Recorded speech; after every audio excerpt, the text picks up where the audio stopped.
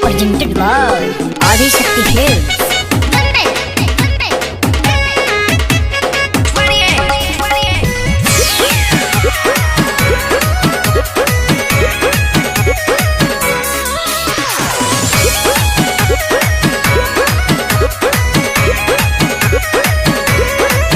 रउआ बाली बंगाल से ले आवे के बाद हमरा बिंदिया पैंडिया हिलावे के बाद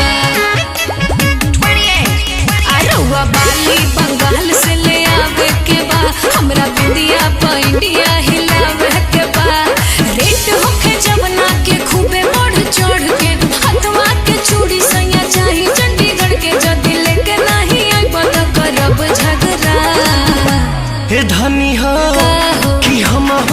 ले ले आइब राजस्थानी घाघरा हिलई हो पेन के दिलिया घरा सचो भैया ले ले आओ राजस्थानी घाघरा हिलई हे भौजी दिलिया घरा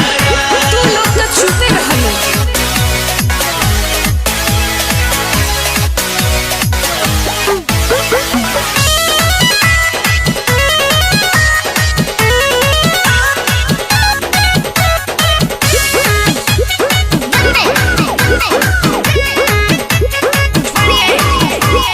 गजिया बात के गजरा चाही गजरा कानपुर के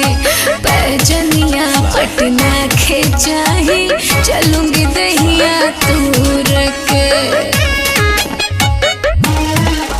ओढ़नी उड़ीसा से आई ओढ़ी लगबू बेबी डॉल पूरा बॉडी गहना से ढक लिहा बन जाई महल छपरा के छागल बड़ी बनिक लागल देखे के बाजार में भइल बनी पागल आज कहता नी रउआ से लगाई असरा हे धनी हो का कि हम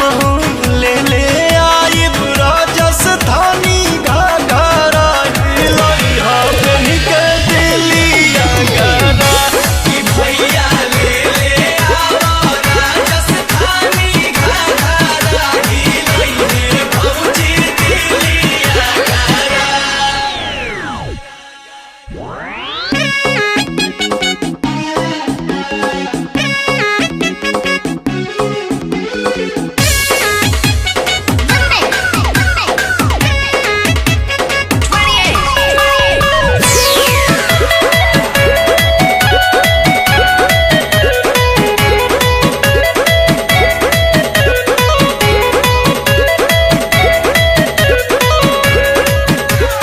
आखिरी छाला गलबा दिलवा में ई खाली हर सुनले बानी नामी होटे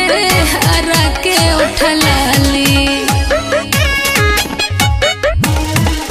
ससराम से नूरा ले आई तू मंगिया सजाई हा